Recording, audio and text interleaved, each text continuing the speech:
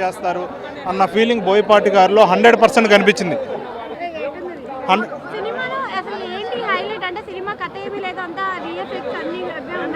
Visual effects కేవలం second హాఫ్లో మాత్రమే ఉంది. సినిమా స్టోరీ అనేది ఏం పెద్ద లేదు, మన స్టార్టింగ్లోనే అర్థమైపోతుంది.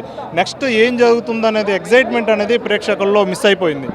ఇంకోటి ఎమోషన్స్ కూడా పెద్ద అనుకున్నంత పండలేదు అనిపించింది.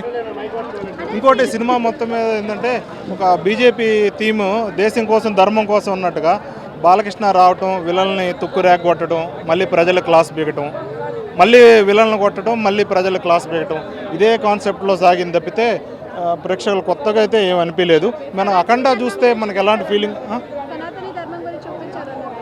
అదే సనాతన ధర్మం గురించి గొప్పగా చెప్పడానికి ఒక 2 సీన్లు యాడ్ చేశారు. అదొక్కటే సినిమాకి చాలా ప్లస్ పాయింట్.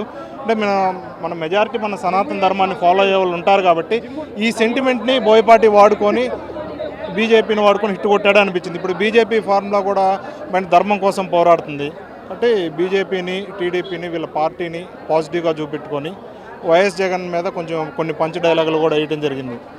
అది వైఎస్ జగన్ ఫ్యాన్స్ కొంచెం హట్ అయ్యే అవకాశాలు చాలా ఉన్నాయి.